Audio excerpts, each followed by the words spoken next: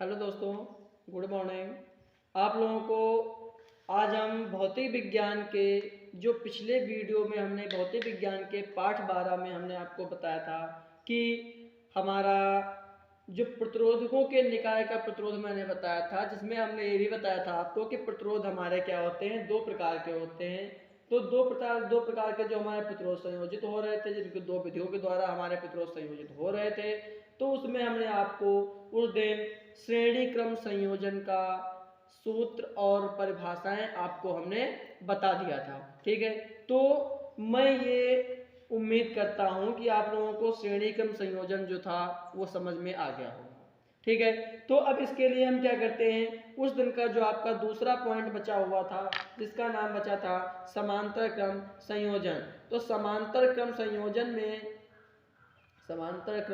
संयोजन तो हम जब हमने आपको श्रेणी क्रम संयोजन बताया था, तो श्रेणी क्रम संयोजन में हमने कुछ आपको बताया था, जिसका फार्मूला हमने क्या निकाल के लेकर के आए थे कि R बराबर R1 plus R2 plus R3। ये हम फार्मूला लेकर के आए थे किसका, श्रेणी क्रम संयोजन का। लेकिन अब आज हमको पढ़ना है कि समांतर क्रम संयोजन किस प्रकार से हमारे विद्युत परिपथ में काम करते हैं। ठीक है, तो अब इसमें ये देखना है हमारा कि अगर समांतर क्रम संयोजन में हम देख रहे हैं, तो अगर बात करते हैं हम कि समांतर क्रम संयोजन में सभी प्रतिरोधकों के पहले सिरे पर, जिस प्रकार से हमने आपको प्रतिरोधों में बताया था, पहले आपको हम एक टेबल बना के बताते हैं जो कि समांतर क्रम का उदाहरण है। ठीक है, तो जिसमें हम क्या करते हैं, दो तार ले लेते हैं। ठीक है, दो तारों को क्या करते हैं, एक सेल से जोड़ देते हैं, और सेल से जोड़ते हैं तो इनका विभवांतर रखते हैं V, जैसा कि हमने उसमें रखा था। एक वायर को हम पॉजिटिव और दूसरे वाले को हम नेगेटिव बना देते हैं, और जहां पर एक हम छोटा सा स्विच लगा देते हैं कि ये स्विच क्या करता है, हमारे लाइट को काटने और लाइट को जोड़ने का काम करता है। फिर क्या करते हैं, यहाँ से हमने क्या किया था कि हमने एक वायर से जोड़ देते हैं, जिसमें हम साथ साथ उस दिन हमने क्या किया था, सीधे एक ही रो में हमने तीन प्रतिरोधकों को लगा दिया था। तीन प्रतिरोधकों को हमने क्या किया था, एक में लगा दिया था। अब इसमें इनकी वो समांतर श्रेणी क्रम में थे। श्रेणी क्रम का मतलब था कि वो एक ही आमने सामने सीधे लगते चले गए थे, तीन हो या चार हो या पांच हो। लेकिन हम इस समांतर श्रेणी क्रम संयोजन में हमेशा नहीं करने वाले हैं। तो इसलिए इसमें हम देखते हैं क्या हो रहा है कि कुछ इस प्रकार से लगाते हैं हम, जो कि ये हमारे ऊंचाई में ऊपर नीचे की स्थिति में ये हमारे क्या होते हैं, समान होते हैं। ठीक है, कुछ इस प्रकार से हम चित्र को बनाते हैं, जिसमें हमने उस दिन क्या बताया था आप लोगों को कि यहाँ से जो हमारी धारा प्रवाहित हो रही होती है, इस धारा को हम क्या कहते हैं, स्मॉल आई नाम देते हैं। और जो भी हमारे प्रतिरोध होते हैं उनको हम क्या नाम देते हैं, R1 R2 और R3 नाम दे देते हैं। तो जब R1 R2 R3 हम नाम देते हैं, इसको हम V नाम दे देते हैं, तो इन तारों को भी कुछ नाम देना पड़ेगा, है ना। तो इसको हम बिंदु A मान लेते हैं और इसको तार नंबर B मान लेते हैं। लेकिन जब हम इस सेल से क्या कर रहे हैं, करंट को फ्लो कर रहे हैं, तो करंट हमारा यहाँ से एक तार में आ रहा है। लेकिन यहाँ से एक तार में आने के बाद क्या हो रहा है, यहाँ पर हमारे तीन टुकड़ों में या तीन भागों में हमारा करंट फ्लो करेगा। जब करंट हमारा तीन टुकड़ों में फ्लो करेगा तो I1 I2 और I3 हम कहेंगे। ठीक है, करेगा तो इसमें एक निशान भी बना देते हैं ताकि हमें ध्यान रहे कि किस प्रकार से हमारा करंट फ्लो हो रहा है। ठीक है, इससे करंट हमारा इधर इसको फिर बी पॉइंट पर करंट आकर के मिल रहा है। तो अब ये आपको चित्र समझ में आ गया होगा, चित्र किस चीज का बना हुआ है, ये चित्र बना हुआ है समांतर क्रम का। ठीक है, ये चित्र हमारा समांतर क्रम का चित्र बना हुआ है। अब अगर इसको हम हल करने के लिए देखते हैं, तो सबसे पहले लिखते हैं माना, क्योंकि हमें कुछ न कुछ कोई भी सूत्र हो या कोई भी फार्मूला हो, उसको प्रूफ करने के लिए क्या करना पड़ता है, कुछ न कुछ हमें मानना पड़ता है। तो अब मानने के तौर पे हमने मान लिया कि R1 R2 और R3 क्या है, देखते हैं। R1 R2 और R3 ये सब क्या है, ये जो है क्रमशः, चित्र को देखते रहिएगा, क्रमशः I2 I3 इनके क्या है, इन धाराओं में प्रवाहित हो रहा है। R1 R2 R3 के अंदर I1 I2 R3 धाराएं प्रवाहित हो रही हैं, धारा प्रवाहित हो रहा है। तो धारा जब प्रवाहित हो रही है तब इसमें कुछ और चीज भी होगी।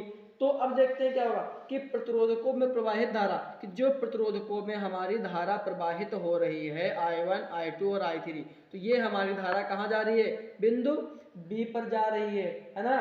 देखते हैं तो प्रतिरोधकों में प्रवाहित धारा लिख देते हैं ताकि आप लोगों को ध्यान रहे, कॉपी भी बनाने में सहायता मिले। प्रतिरोधकों में प्रवाहित धारा, प्रवाहित धारा, तो प्रवाहित धारा हमारी क्या है, कौन सा बिंदु बना रही है, प्रवाहित धारा हमारे बिंदु B बना रही है, जो कि बिंदु B पर मिल रही है। बिंदु B पर मिल करके क्या कर रही है, बिंदु B पर मिल करके धारा I बनाती है, धारा I। मतलब वो फिर देखिए इधर, जब हमने धारा I को क्या किया था, फ्लो करवाया था, तो यहाँ से क्या हुआ, 3 टुकड़ों में विभक्त हुई। जब 3 टुकड़ों में विभक्त हो गई, वो तीनों टुकड़ों से धाराएं समान रूप से आगे बढ़ती चली गई। फिर सीधे क्या हुआ, बिंदु B पर आकर के मिल गई, जो कि इसने क्या बना दिया, धारा I को फिर से वास्तविक रूप में उसी फॉर्म में बना दिया जिस फॉर्म में हमने यहाँ से भेजा हुआ था। ठीक, अब ये धारा I क्या कर रही है, धारा I बना रही है। ठीक है, तो लिख देते हैं कि बनाती है। अगर बिंदु A पर धारा 3 भागों में विभक्त हो रही है तो क्या होगा, यहाँ लिख दे रहे हैं कि अगर धारा I बिंदु A पर, अब बिंदु A कहाँ पर है, बिंदु A देखिए यहाँ पर है। इस बिंदु A से हमने क्या किया था, I1 I2 और I3 3 भागों में धारा को विभक्त किया था। ठीक, धारा क्या हो रही है, 3 भागों में अगर विभक्त हो रही बिंदु A पर धारा 3 भागों में विभक्त हो रही, तो 3 भागों में अगर विभक्त हो रही है तो क्या हो जाएगा, विभक्त हो रही है तो, हो रही है तो क्या हो जाएगा, क्रमशः I बराबर क्या हो जाएगा, I1 हो जाएगा कामा, एक मिनट, क्या हो जाएगा, I बराबर क्या हो जाएगा, यहाँ पर I1 plus I2 plus I3 हो जाएगा। अब ये I1 I2 I3 क्यों हो जाएगा, क्यों, क्योंकि हमने I को जो मेन हमारी धारा थी उससे हमने 3 भागों में तोड़ा है। I1 I2 और I3 को हमने 3 भागों में तोड़ा है। ठीक उसी प्रकार से, जिस प्रकार से आप इधर देखिएगा, ये आपको फेर पे नहीं लिखना है, रफ पे रखना है। जिस प्रकार से हमने क्या किया था, हमारे पास 4 रुपए थे, तो 4 रुपए को जब हमें अलग अलग करना था तो 1 प्लस 1 प्लस 1 प्लस 1 करेंगे हम इस तरह से। जब इस प्रकार से हम करेंगे तो 1 1 2 1 3 1 4, कुछ इस प्रकार से हमारे 4 रुपए फिर से वापस आ जाएंगे। इसी तरह से हमने बताया कि जब हम अपनी एक धारा को 3 भागों में तोड़ रहे हैं और उसको अगर पुनः हमें बनाना है तो तीनों भागों को क्या करना पड़ेगा, आपस में पूर्णतया जोड़ना पड़ेगा, जो कि I1 I2 और I3 के रूप में हो जाएंगी, जिसको हम समीकरण 1 मान लेते हैं। ठीक है, और फिर हमने बताया था कि बिंदु A व B कहाँ पर है, इनके मध्य का विभवांतर है। बिंदु जो है, बिंदु A व B इनके मध्य का विभवांतर है। किनके मध्य का, I1 I2 और I3 के मध्य का विभवांतर है। ठीक है, क्या है, विभवांतर है। और जब ये विभवांतर है तो विभवांतर को हम क्या लिखते हैं, विभवांतर V है, इसको हम V नाम से लिखते हैं, विभवांतर को हम V से लिखते हैं। और प्रत्येक A और B से B के मध्य जुड़ा है। देखते हैं भाई कहाँ जुड़ा है, प्रत्येक, हमने आपको जिस तरह से श्रेणी क्रम संयोजन में बताया था, देखिए ये आपका V1 V2 V3, इसी प्रकार से आपने श्रेणी क्रम संयोजन में भी लिखा हुआ था। ठीक, तो जब इस प्रकार से इसमें जुड़ा हुआ है तो हमारा कुछ बन करके आ जाएगा, इनका प्रतिरोधकों का विभवांतर क्या हो जाएगा, D हो जाएगा। और फिर इसमें हम क्या करेंगे कि ओम के नियम से इसको लगाएंगे, ओम के नियम द्वारा, ओम के नियम द्वारा। जब हम ओम के नियम के द्वारा लगा देंगे तब हमारा क्या बन करके आ जाएगा। ठीक है, देखते हैं इस जिस प्रकार से हमने श्रेणी क्रम संयोजन में लगाया था, तो अब हमारा क्या हो रहा है, हमारा हो रहा है कि I1 बराबर B/R1, फिर I2 बराबर V/R2 कामा I3 बराबर V/R3 हो जाएगा। क्यों? क्योंकि हमारा विभवांतर सभी के मध्य में B था, और जब हमारा विभवांतर B था तो सेम क्या हो जाएगा, R1 R2 R3 हो जाएगा। क्यों? क्योंकि इसमें हमारे ऊपर नीचे अर्थात इस फॉर्म में हमारे जुड़े हुए हैं, दिखाते हैं इस वाले तरीके से हमारे जुड़े हुए हैं प्रतिरोध। तो जब हमारे इस वाले फॉर्म में प्रतिरोध जुड़े हुए हैं तो हमारा ये V/R1 हो जाएगा, V/R2 हो जाएगा, V/R3 ये हो जाएगा।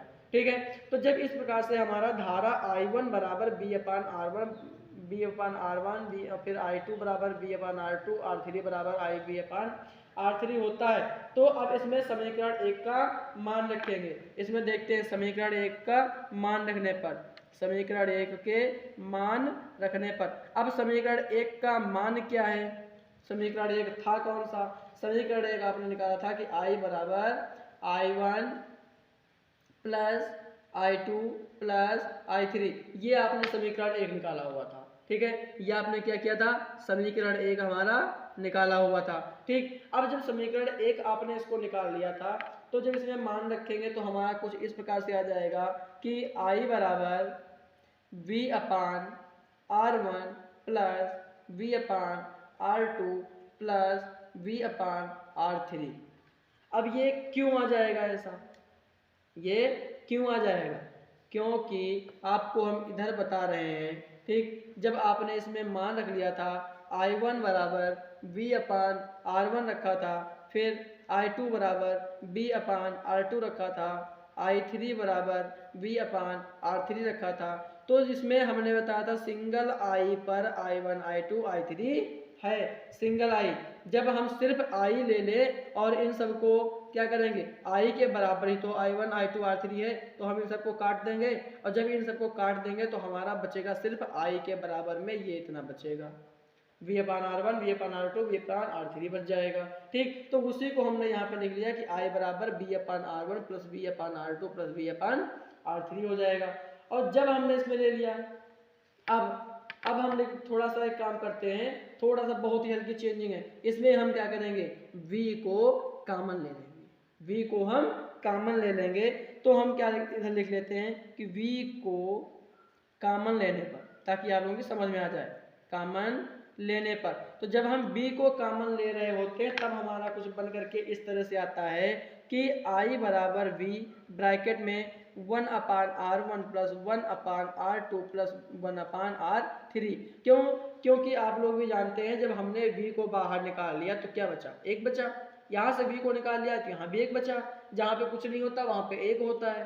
ठीक है, तो जब यहाँ से हमने V निकाल लिया, यहाँ से भी V निकाल लिया, यहाँ से भी V निकाल लिया, तो हमारा क्या बचा, सिर्फ 1 बचा। इसलिए कहा था जहाँ पे कुछ नहीं होता वहीं पे बहुत कुछ होता है।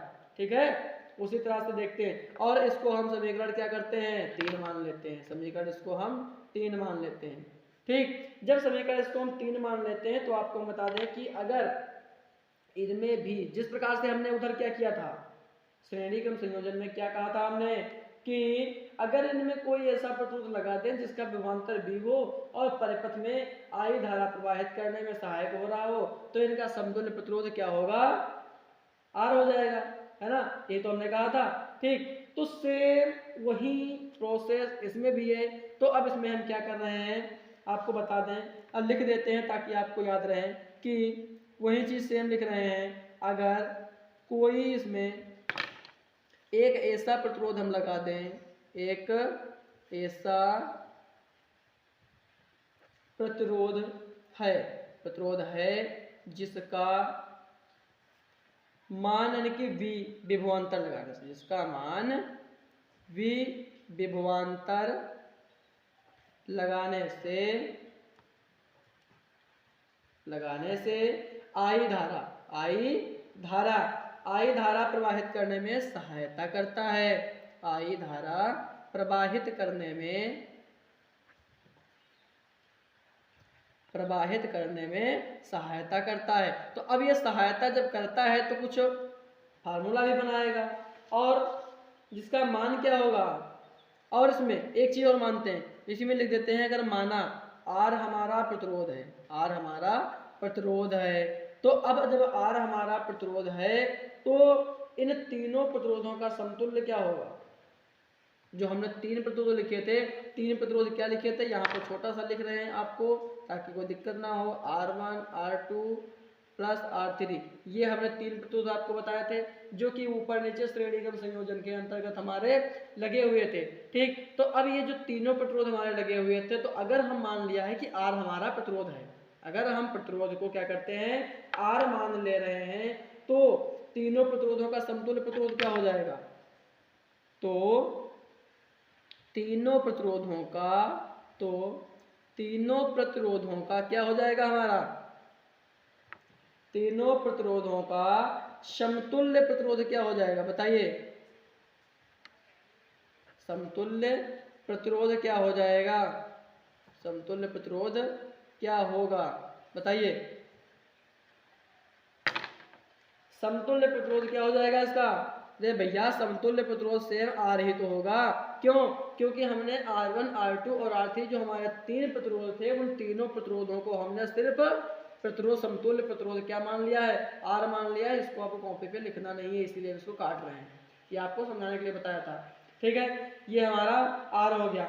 अब जब हम इनको R प्रतिरोध मान लेते हैं तो हमने आपको बताया कि जब विभवांतर के मध्य हमारा I धारा प्रवाहित हो रही है और तीनों का प्रतिरोध हमने समतुल्य R मान लिया है, तो हमारा एक फार्मूला बन के आएगा V बराबर IR, जिसको हम क्या करेंगे, और अगर अब इसको इसमें हमें क्या ज्ञात करना, हमें अगर I ज्ञात करनी है तो I बराबर क्या निकलेगा? V अपान R।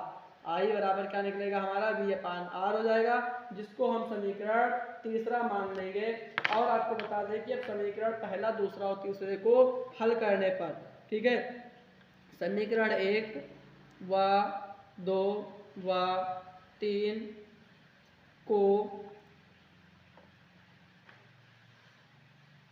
मिलाने पर, ठीक है, ये लिख देते हैं मिलाने पर। अब जब मिलाने पर हमने लिख दिया समीकरण 1 व समीकरण 2 समीकरण 3 को मिलाएंगे। अब आप क्या भूल गए कि समीकरण 1 2 और 3 समीकरण थे हमारे कौन कौन? नहीं भूले ना? ठीक है, देखते हैं। तो हमारा बन समीकरण मिलाएंगे तो मिलाने पर हमारा हो जाएगा V अपान R बराबर हो जाएगा V, फिर हो जाएगा 1 अपान R1 प्लस 1 अपान R2 प्लस 1 अपान R3 हो जाएगा, जिसमें हम क्या करेंगे? बताइए, नहीं पता? मैं बता रहा हूं। इस वाले B से इस वाले B को हम क्या करेंगे? काट देंगे। V कैंसिल हो गया। जब V कैंसिल हो गया तो हमारा फार्मूला बचा 1 अपान R बराबर 1 अपान R1 प्लस 1 अपान R2 प्लस 1 अपान R3। ये हमारा एक जो है समांतर क्रम संयोजन का फार्मूला प्रूफ हो गया। ठीक है, फार्मूला प्रूफ हो गया। अब अगर आपको हम बता दें कि समांतर क्रम में जोड़े गए प्रतिरोधकों के तुल्य प्रतिरोध का व्युत्क्रम उनके प्रतिरोधों के व्युत्क्रम योग के बराबर होता है।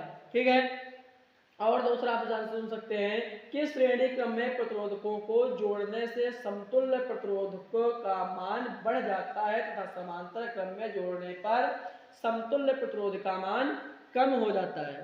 ठीक है, तो अब हमने आपको ये पूरा करवा दिया है, बता दिया। दोनों वीडियो को एक साथ आप देखेंगे तो भी आपको पूरा समझ में आ जाएगा कि हमने श्रेणी क्रम संयोजन आपको अलग बताया है और समांतर क्रम संयोजन हमने आपको अलग हल करवा दिया है। ठीक है, तो आशा करते हैं कि आप जो है बिल्कुल ही मेहनत से आप देखेंगे इसको और अधिक से अधिक आपकी समझ में आएगा। यदि आप समझ नहीं रहे हैं सही से तो फिर इसके लिए आप स्वयं के जिम्मेदार हो सकते हैं। और इतना आपको बता दें कि ये जो क्वेश्चन आपका आता है कि समांतर क्रम संयोजन और श्रेणी क्रम संयोजन, ये दोनों क्वेश्चन जो हैं 95% तक पेपर में आते हैं। ठीक है, इसीलिए मैं इतनी मेहनत कर रहा हूँ, आपको वीडियो बना के दे रहा हूँ ताकि आप लोग जो है अच्छे से अच्छे नंबरों को प्राप्त कर सकें। अगर आप पढ़ने की कोशिश कर रहे हैं तो यकीन मानिए इसमें कठिन आपका कुछ भी नहीं है। ठीक है, इसी के साथ आप लोग बहुत अच्छे से पढ़िए, ईश्वर आपकी सहायता करेगा। और यदि कोई भी चीज़ आपको समझ में नहीं आ रही है तो हमारे कमेंट बॉक्स में जो है कमेंट करके आप पूछ सकते हैं। साथ साथ लाइक और शेयर भी कर सकते हैं जितने आप लोगों के पास दोस्त हैं। और चैनल को भी सब्सक्राइब कर सकते हैं। धन्यवाद।